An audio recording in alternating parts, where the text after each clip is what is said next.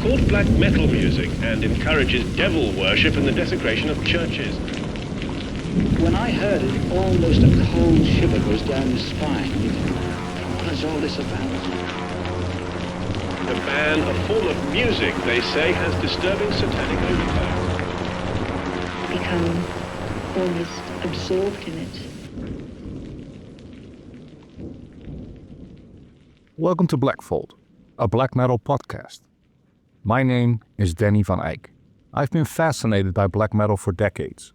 Not so much by the music at first, but all the more by the tales behind it, the mythology, the villainous characters who inhabit both the music and the scene, the constant pushing of boundaries, whether they were musical, in the embrace of evil, or through the actual crimes, the arsons, kidnappings, torture, even murders. It never ceased to amaze me how many extreme things happened in such a relatively small scene. However, it never did much to warm me to the actual music. That was until September of 2021, when my family suffered a terrible loss. The mourning period following this, weirdly enough, I spent going down the black metal rabbit hole. I started listening to the classics. I read up on bands, spent hours, days, weeks, and then months digging ever deeper into a seemingly endless catalog of blast beats, tremolo picking, and maniacal screams. I enjoyed lo-fi recordings, and I was blown away by the more high-fidelity releases. I had found a project to take my mind off of the grief, and I was thankful to have this music become the lifeline that it turned out to be. And this podcast is my attempt at sharing my newfound fascination, and dare I say it, even love for this music. It is a scattershot approach at examining some of the pillars of the genre, delving into some of the key players of its past, its present, and its future, going over some of the themes of the music, and of course, diving into some of the more extreme things that define black metal's history. And although this history is indeed a defining feature of the genre, and an important element of this podcast, I also want to look at today's music, as well as the future of the scene. I don't want this to be a repeat of things people know about intimately already, but there are certain relatively well-known stories that deserve to be talked about all the same. Today, I want to talk about something highly upsetting for black metal purists.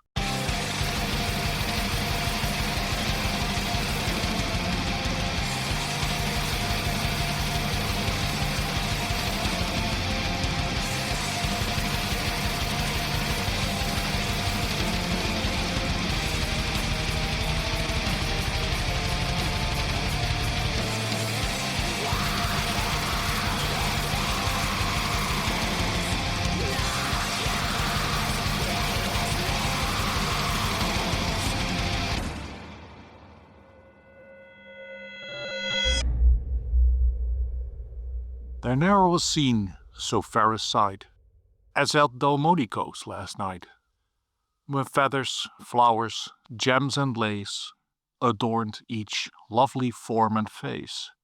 A garden of all thorns bereft, the outside world behind them left. They sat in order as if Burke had sent a message by his clerk. And by whose magic wand is this, all conjured up the height of bliss? 'Tis he who now before you looms, the autocrat of drawing rooms. And it has been 135 years since Ward McAllister decided to print this poem in his biography, Society as I Have Found It. All we know about its author is that they attended one of the dinners of the Grand Socialite. You see, Ward, a Georgia transplant to New York City, was a professional snob. A lawyer by trade, but a merrymaker by profession, and one of the most famous gatekeepers to have ever lived. McAllister's most famous decree was that there were, in the entirety of New York City, only 400 people who were part of fashionable society. These 400 were the only people who mattered. They were at ease in the ballrooms and banquet halls of high society, and to have the man say it himself, if you go outside that number, you strike people who are either not at ease in a ballroom, or else make other people not at ease. Conveniently, 400 was also the capacity of the ballroom owned by his number one benefactor, Caroline Webster, Lena Schermerhorn Oster. Yes, from those esters. And this list was not a fictitious one.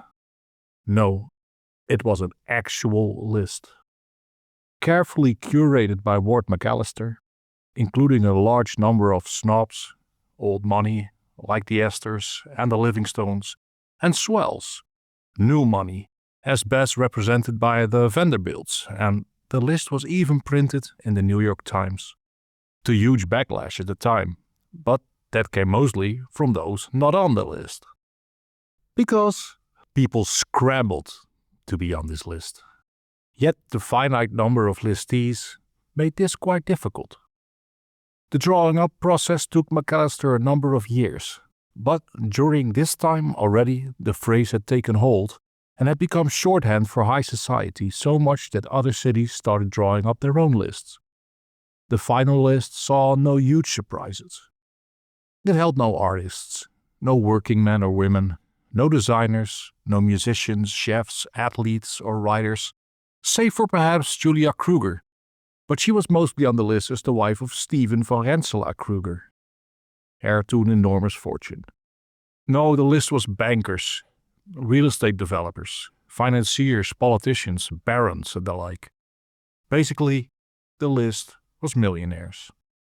And together, this merry band of 400 people, in no need of further ass-kissing, were the tastemakers, the idols and the socialites of their era. If they were at your ball, you did well. If they were at your dinners, you were a success. And if they knew who you were, then you were probably also on the list. Because in the end, the list was already there. Perhaps it wasn't written down yet, but it was there in the actual society where snobs hung out with snobs, as they were tended to by the plebs. And they followed the rules of etiquette, fashion and cuisine, and maintained a put-on old-world elegance in the most modern city of its day. The 400 decided in their actions and interactions what was acceptable decorum and maintained a tight grip on their inner circles. Their status was everything for them, and being a part of the 400 was seen as essential. Of course, it didn't last. With the decline of the wealthy as tastemakers and wardens of good taste, as well as a shift towards independent thinkers, visionaries and artists, plus 2 world wars in the decades to come, we saw a shift in what people gravitated towards. So when in 2009 the Museum of the City of New York made a new list called the New York City 400, when celebrating the city's 400th anniversary, only one person from the original list remained: Ward McAllister.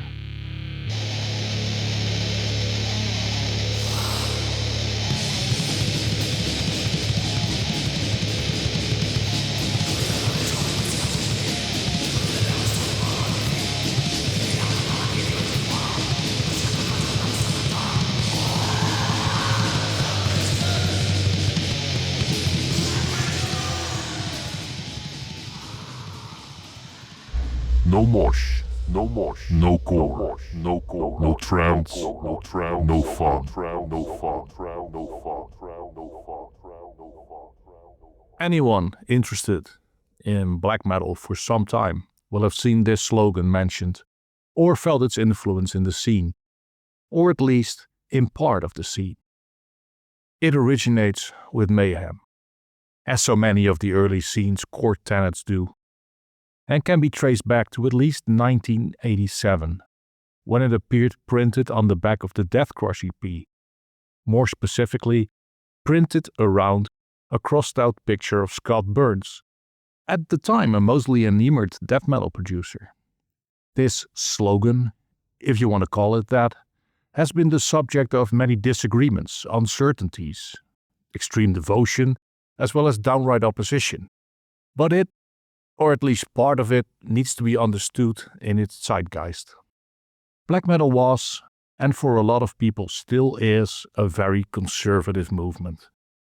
It was a reaction to the, at the time, trendy death metal movement, and it harkened back to a time before Floridians dominated the scene. The Norwegians looked towards bands that were big before that time, bands such as Venom and Bathory. Black metal was actually deeply uncool for a lot of the scene at the time, because they had moved on from the leather and spikes and they played shows in jeans, shorts, or, God forbid, sweatpants. Now, I want to make one thing absolutely clear, and I write this as a fan of black metal. I am wearing sweatpants at the time of writing this, and chances are future me telling the story is too. Hey, wouldn't you know it? As a whole, though, the Norwegian scene was looking for an authenticity in their metal music they felt was missing, and they took that, like most everything else they did, extremely seriously. In fact, they were basically laying down the rules of the scene they were creating, expecting an almost cult-like devotion to it. So perhaps it is interesting to look at these tenets individually and see why they came about, what they meant for the scene, and what is left of them today. No Mosh. Moshing was not a traditional part of metal concerts at all, until somewhere in the mid-80s. It had not even been called moshing for that long either, and it was mostly referred to before that as slamming or slam dancing. However, in 1980, the name was born because of people mistaking Bad Brains frontman HR yelling the Rastafari-inspired line, mash it down to Babylon, when playing their song Band in DC live. Now imagine that line with a faux Jamaican accent, and you'll get it. I'm sure as hell not going to do it right here anyway.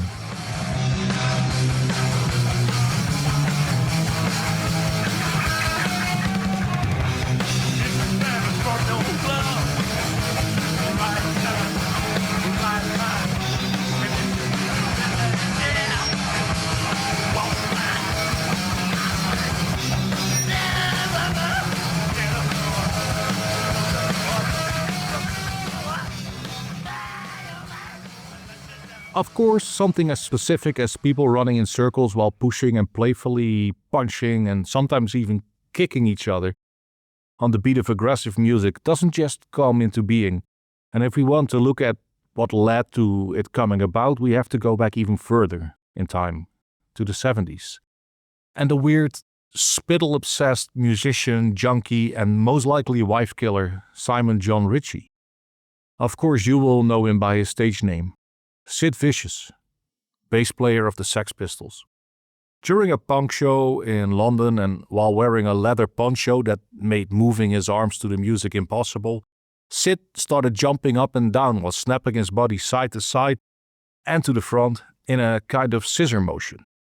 Of course, other kids at these shows quickly started to imitate the bassist's movements, and thus the pogo was born. Pogo because the dancer looked like he was jumping around on a pogo stick. And what happens when dozens of kids start to jump up and down in front of a stage? They start pushing each other around. And slowly, new moves were added to the dance, moving it from the relatively harmless jumping up and about to the walls of death at hardcore shows or the intricate karate moves and spin kicks of the deathcore audiences. And it indeed didn't take long for moshing to move from the punk scene into the metal scene, the grunge scene, and later the hip-hop and EDM scene. Especially hardcore punk can be credited for bridging the gap to metal though. But we will come back to that later. Especially thrash metal bands were eager to adopt to this new style of dancing to replace the somewhat more traditional art of headbanging. But metalcore and death metal audiences soon joined the fray. Now, to be fair, I did dabble a bit in the not-so-subtle art of moshing back in the 90s, but now, looking back at those days and having watched a shitload of mosh pit and stage dive videos in preparation for this episode, there was one thing that stuck out to me like a sore thumb. At the best of times, the pit, the stage invasions, stage dives, are a collaborative effort between band and audience, one hyping the other up to push the other to go further and further. Early Bad Religion shows, for instance, were especially good in that aspect. But at other times, and more often than not, the music itself becomes an afterthought for the moshers. It becomes a self-involved mess of testosterone-fueled, greasy dudes who believe the show revolves around them and their enjoyment. And this was especially so at the time that Mayhem said no to moshing. Black metal was not for enjoyment. It was music that should terrify you. It was a scene where lead singers threw rotten pig heads into the crowd or cut themselves so badly the audience got sprayed with their blood. Black metal musicians wanted posers to leave. They wanted to alienate, to hate, and to keep as much of a distance between them and their audience as possible without ruining a live show. The amount of talk between songs is kept to a minimum. There are masks and paint, and there is always, well, almost always, a fourth wall that remains unbroken between performance and audience. And these elements are still there today. Okay, well, Dimmu Borgir in their heyday had pits, and of course so did Cradle of Filth and Behemoth. Hell, even Mayhem at their festival had pits for decades, but I'm pretty certain that these bands growing out of the confines of the scene is the reason for that. They attracted a larger crowd and thus invited the other kids to join in. Still, most black metal shows today stick to the core value to a huge extent, and I am really happy they do. Because A, black metal really is not the type of music for moshing, and B, I am in my 40s. Also, for anyone thinking that it's weird to look at the history of moshing when discussing a no mosh crowd, just remember that there is an ongoing argument, and it has been ongoing for decades, about who invented the high five. No core, no core, no core. We talked about hardcore and its influence on the metal scene earlier. The gap between hardcore punk and metal was always a small one, as they both represented a form of extreme music that saw fanatical audiences getting way too involved in the music they loved. Not judging, just saying, I am guilty of this as well. And whether it was Gorilla Biscuits or Slayer, Minor Threat or Megadeth, or Black Flag and Iron Maiden, their fans are passionate as all hell about their music and will easily scream the lyrics along surrounded by other misfits in their company. And so it was for a long time, both scenes coexisting without really ever overlapping that much. Yet somewhere in the mid-80s, a certain part of the hardcore scene in New York saw a lot more of the metal sound seeping into their music, and bands like the Cro-Mags would well be considered the first of the bigger bands to dip their toes into the thrash scene.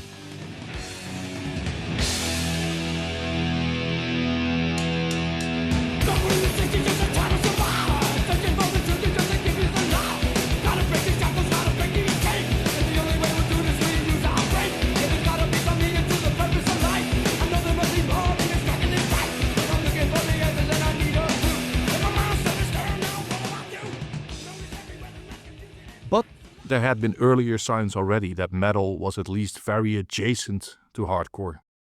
In fact, Black Flag had released My War in 1984 to quite some backlash and accusations of selling out, because side B of the LP sounded too metal in the ears of hardcore fans, and, funnily enough, metal was considered very commercial in their early circles.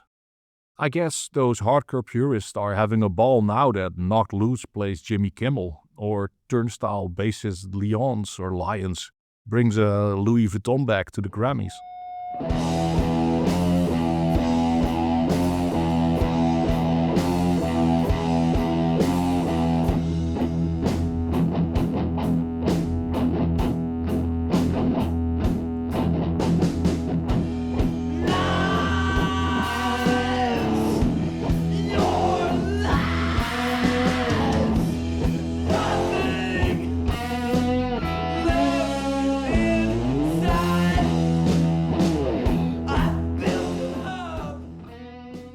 And then there are of course a lot of hardcore bands that wore their love for metal on their sleeves, mostly personified by bands such as Biohazard.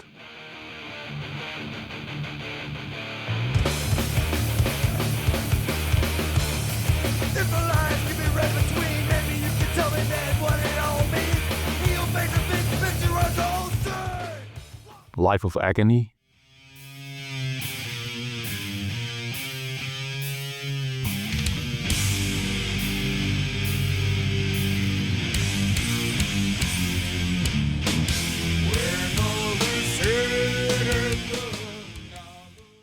and body count.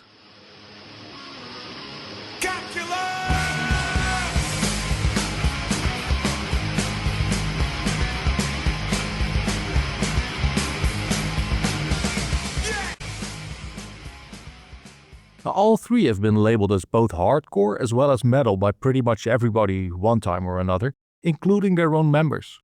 But they are just three examples of hardcore bands borrowing elements from metal, or even slowly becoming metal bands over time. Soon, this would lead to bands playing a hybrid so incredibly in between, for lack of a better term, that bands were labeled metalcore, combining the aggression and riffage of metal with the breakdowns of hardcore, which had proven to be so great to mosh to. Soon leading to bands like Converge and Earth Crisis combining the live show and interaction with the audience in a way that reminded most of hardcore, but with the brutality of metal.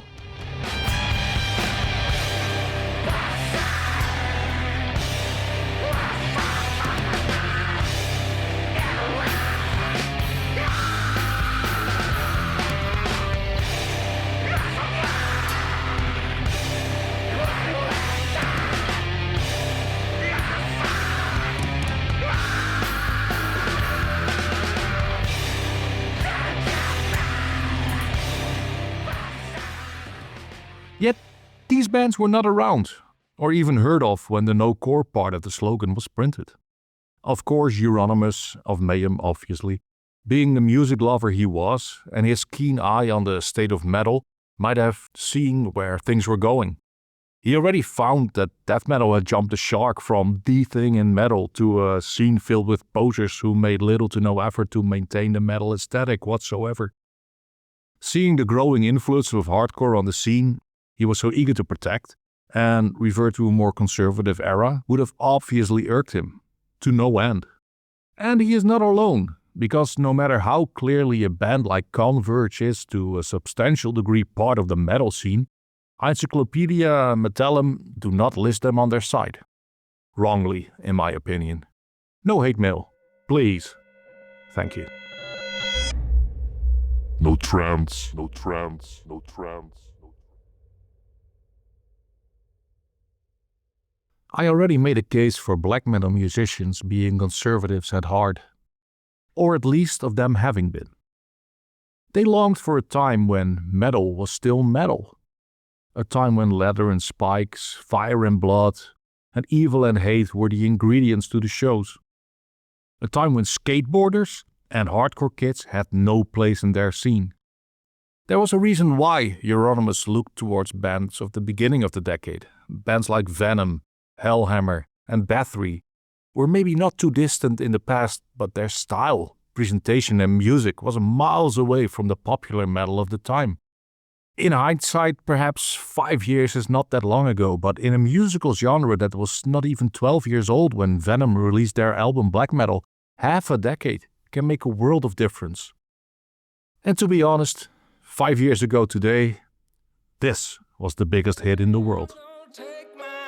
Through the old town road, I'm gonna ride till I can't no more. I'm gonna take my horse. As we have seen in earlier episodes, there is a respect for the past, one at times verging on fanaticism. And of course, conservatism can be both a good and a bad thing once it becomes a way of life.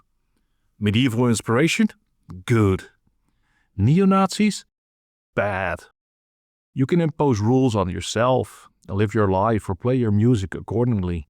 Or you can try to impose your way of life, your values and your expressions on others. Sometimes downright dehumanizing people that are different from you, whether they are women, gay, black, disabled, playing metal you don't like, and so on and so forth. Unfortunately, especially in the early scene, that second way seemed to be the dominant way of looking at and often doing things.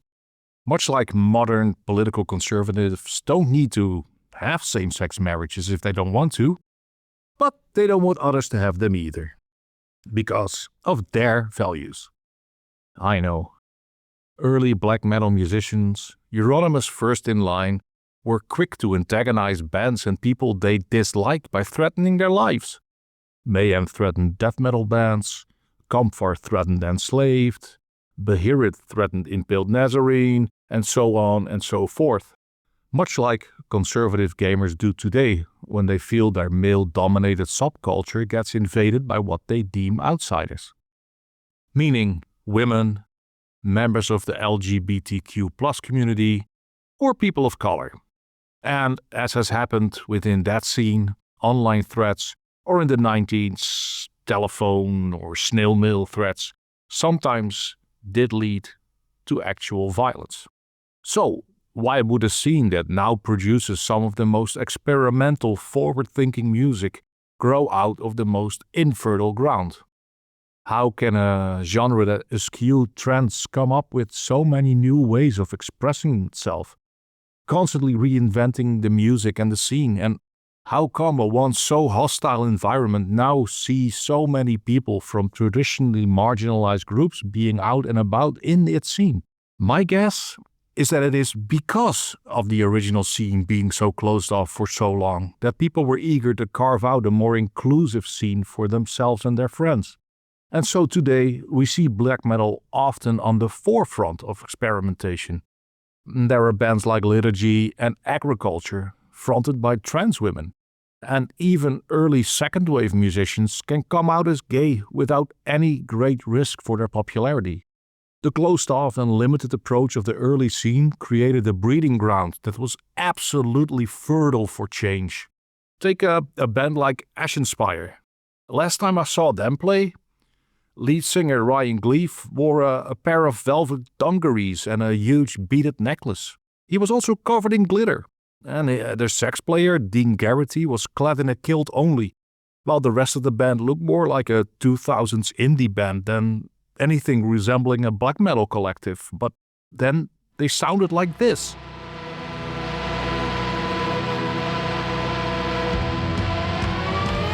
Capital 3 evidence may matter. Nailed to the high rise. Under the bunch tree hammer. Do they sleep well? Wrapped in irony. Better that than tangled in austerity. Better hours of their children in poverty.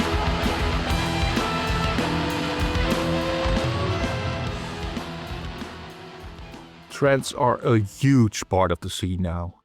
And no, I'm not calling people being trans or gay or queer a trend, obviously. But black metal concerts are inclusive, and the bands playing often sound nothing like each other in all that matters. Of course, there are elements that make black metal, well, black metal. But nowadays, it is not enough to sound like Blaze in the Northern Sky era Darkthrone. Fuck, even Darkthrone don't sound like that anymore. Most bands walk a fine line of respecting the history of the genre while carving their own path. And this even goes so far as bands like Ukrainian one-man band Kekt Arak experimenting with trap music.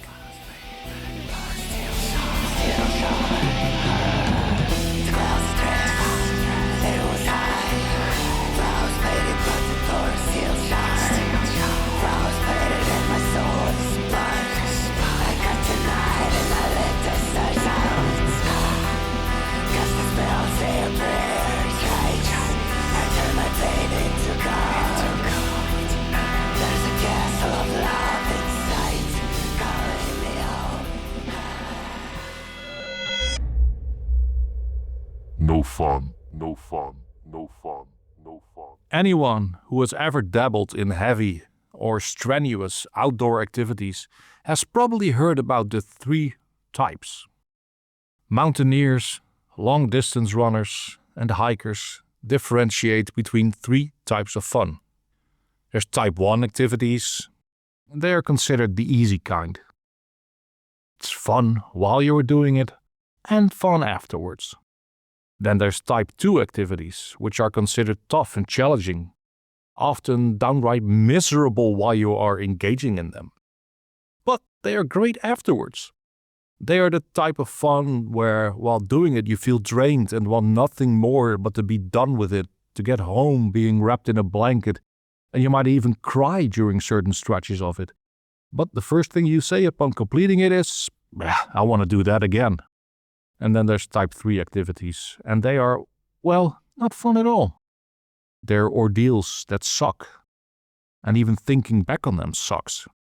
You might be proud of having accomplished them, but there is no way in hell you're ever doing that again. And now this is not a podcast dedicated to any sort of nature hikes or cross-country bicycle trips, but I can safely say that this principle fits perfectly into almost any type of activity. Hi, Danny here. Just a quick thank you for listening to our podcast. We are happy to know that people are listening to the content we've created, and we truly hope that you are enjoying it. Making an hour-long weekly podcast is a pretty time-consuming side job, but it is one we love to do. However, that is something that I myself pretty much took for granted when listening to other podcasts. Hours upon hours of research go into writing one of these episodes, and our editor and producer then spend a lot of time checking my stories and then making them somewhat listenable for you. So what do we ask in return? Nothing. This show is free, and it will remain free forever. We believe in putting out a quality product that is enjoyable for almost everyone. However, we did set up a Patreon for the show, and if you can afford it, then we would welcome your patronage. But only if you can afford it. We have not planned anything specifically for patrons, and we are not eager to do so, as we do not believe in making our content exclusive to people who are able to pay for it. But we do welcome any donations you wish to make. So, you can head on over to patreon.com/blackfoldpodcast and leave us a small tip if you want to. We would also appreciate it if you could give us a 5-star review anywhere you can. And now, back to the podcast. Take for instance cinema. Type 1 would be watching Jaws for the 4th time this year. Type 2, watching a David Lynch movie and having this feeling in your head for days after, where you constantly go back to what you've seen and experienced. And type 3 would be watching a Serbian film and having to live with that trauma for the rest of your life. You could also adhere to travel. Type 1 would be making that city trip to New Orleans and watching amazing bands playing in the smallest imaginable venues while drinking great booze after a stellar meal. Type 2 would be roughing it through a hot backpacking trip in a tropical destination. Type 3 would be like being forced to watch an execution while walking along a square in a totalitarian state. Or, and this is where this all leads to, of course, there's music. For me, type 1 would be listening to an album by, say, and of course this is purely a personal taste, Vampire Weekend for the first time. It's enjoyable, it's fun, it's not too challenging. Type 2 experience would be enduring the strain that Bloed aus Noord is now taking out on me. Yet every time I come away from one of their works, exhausted, a little confused and somewhat depressed, something keeps drawing me back to them. And a Type 3 experience would be undergoing the mental torture of having to listen to an album by Coldplay. Why would anyone do that to themselves? I would like to believe that Euronymous was thinking about Type 2 fun when he advocated against fun as a concept. But Euronymous was a teenager at the time that he came up with this, and I hardly need to put any stock into his deeper thoughts, like, say, writing an entire podcast episode about them. Fuck. Of course, fun, like taste, is highly subjective. Some people love skydiving, and I will never do it again. Some people enjoy carnival, and I try to steer clear of the city at that time of the year. Some people enjoy working out. Others like nothing better than lazing about. It all depends on what gets your dopamine or your serotonin flowing. Both are produced in the brain and are responsible for feelings of happiness. Dopamine, also known as the pleasure hormone, is produced when you are doing things you like, and it gives you a fast yet temporary boost in enjoyment. It could be brought on by things like eating or drinking, exercising or having sex.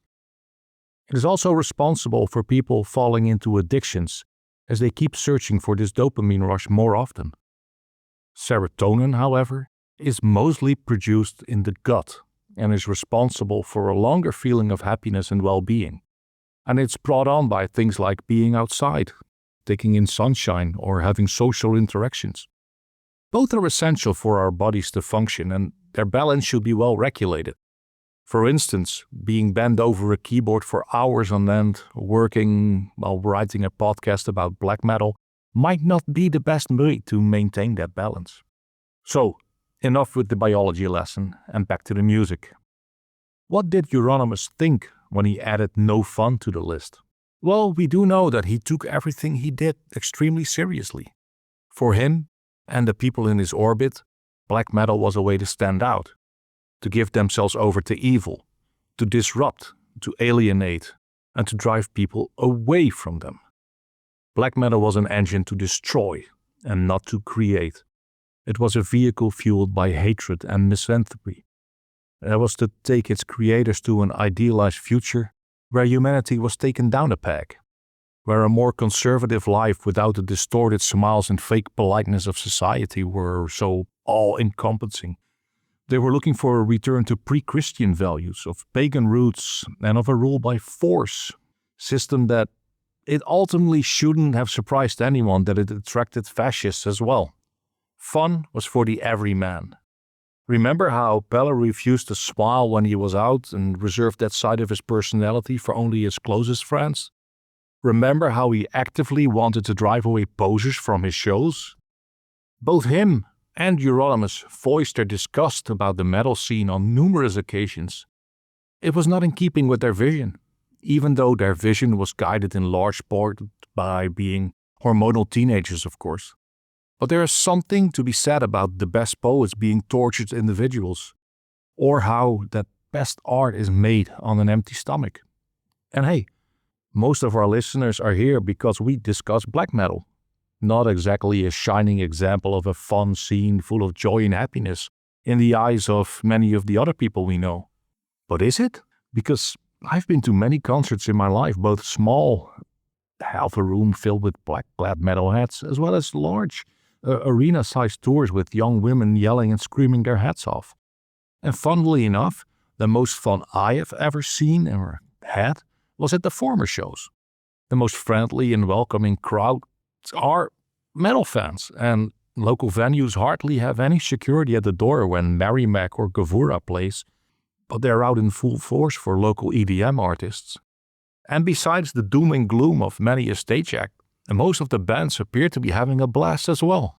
Often hanging out with fans at their merch stand after the show and taking their time to meet with the crowd, sometimes for many hours before and after their shows.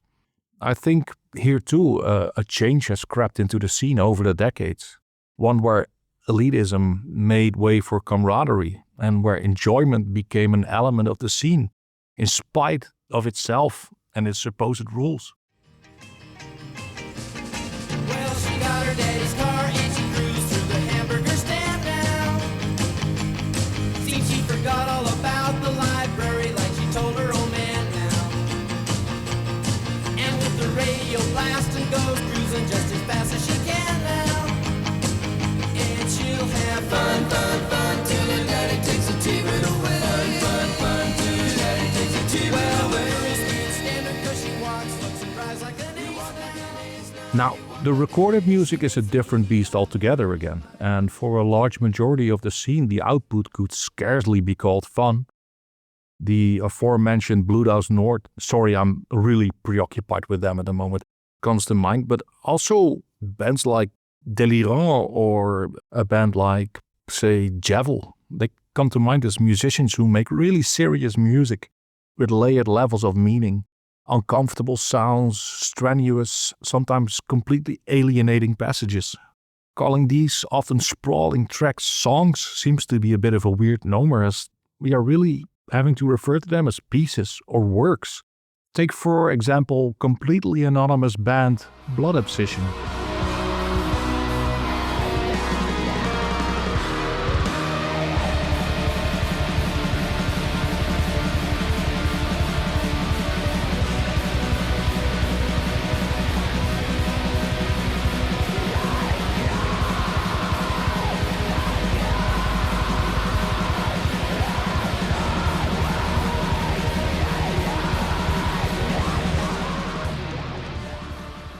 A track like this goes to a lot of places in its 12 minutes. It goes through a number of tempos and themes, as well as a whole host of emotions from tragic to jubilant to downright horrific. Yet it never becomes fun. At least not type 1 fun. There's no dopamine rush, but I'm sure those serotonin are working their way up from my gut while I'm listening to it. But there are other examples of a different sound, one where you can actually hear that the musicians were having a blast while playing together. Think of something like this.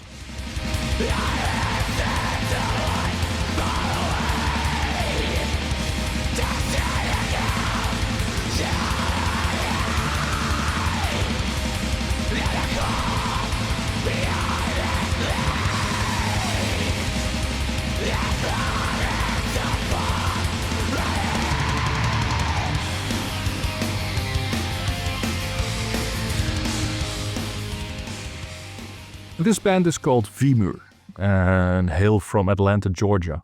And I wish I could have been a fly on the wall in the studio sessions for their last album, The Timeless Ever Present, because these guys sound like they're having a lot of fun making their music. You can hear their camaraderie blasting from your speakers, and the way they tend to switch up the rhythms and playing styles during songs, there are even breakdowns in them, indicates a playfulness so often missing from modern black metal. Another example of a band sounding like a well-oiled machine but still having an uncanny smile on their listener's face comes from a place known for its stoicism and its cold mostly. That country being Iceland, and that band is Mistherming.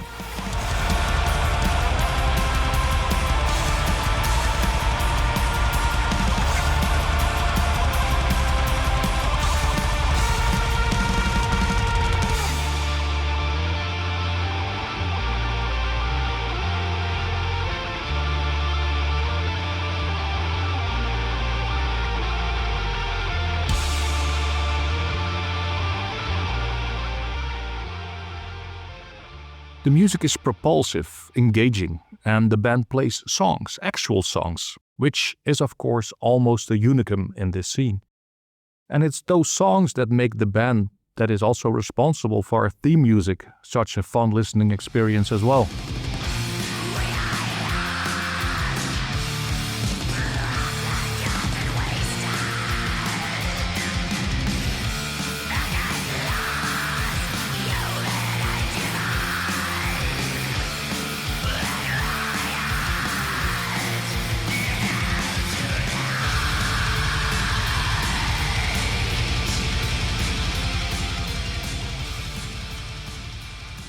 Starting out as a great black metal band already, Spectral Wound's latest album saw a lot of rock and roll seep into their songs, and it works so well without minimizing any of their old sound.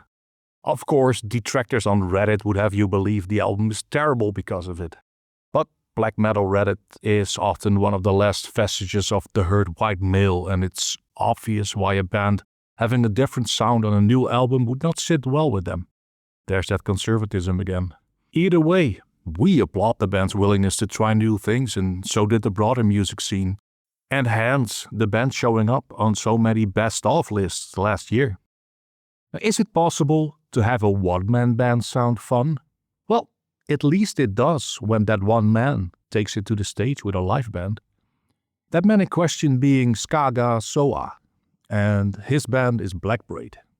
I will take a much deeper look at this band in a future episode, but suffice it to say for now that a Black Braid live show is an awesome experience.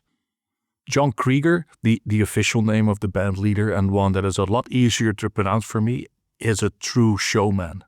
The band is dynamic and has a stage presence on par with some of the biggest bands in metal. There's even audience interaction, but of course not too much.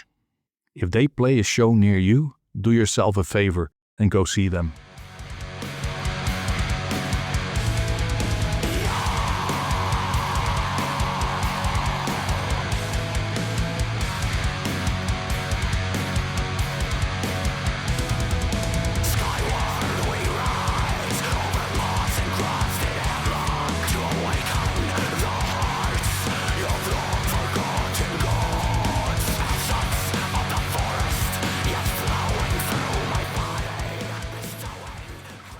These are just a few of many examples of bands that will put a smile on even the grimmest of faces. Others include Doodsrit, Les Martyrs de Rouen, again, Sidon, Besna, Guerilla, Burial Oath, and many, many more. Of course, I am aware that these bands or such fun is not for everyone, but I think we can all agree that in one way or another, fun is definitely a part of black metal, and it has been ever since Immortal ran playfully through the forest in full corpse paint and leather attire. So now that we've come to the end of what was a bit of an experimental episode, we can come to a couple of conclusions. There's not a lot of mosh at shows. There's only a tiny bit of core in black metal. There's a ton of trance, however, and there's plenty of fun to be had. It doesn't make for a great slogan, but it does make for a way more interesting scene, if you ask me.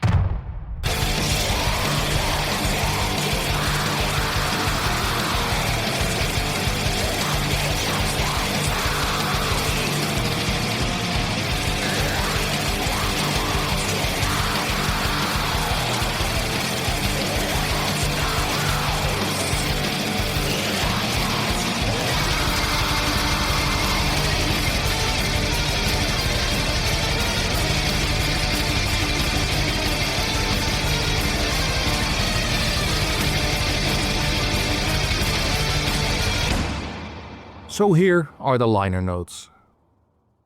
In preparation for this episode, I read parts of Society as I Have Found It by Ward McAllister. Save yourself the trouble. For insights in the original slogan, I read a large number of internet pages and articles of highly different qualities, but standouts were The Insistent Ignobility of Fun Finds Nobility Through the Lens of Black Metal on the website hatemeditations.com. Another one was DSP, No Mosh, No Core, No Trance, No Fun on Ask Earache. And A Last Forgotten Sad Spirit, a brief look at the definition and history of black metal by Void on Metal Storm. But mostly this episode was informed by my own experiences in the scene as well as outside of it, and being able to reflect on the years I've been in the fandom as opposed to the earlier, more gloomy days where also injecting some of my knowledge of the hardcore scene, of which I was actually an active participant in the 90s, but from which I have soured quite a lot over the years. The huge amount of domestic abusers in that scene sure didn't help.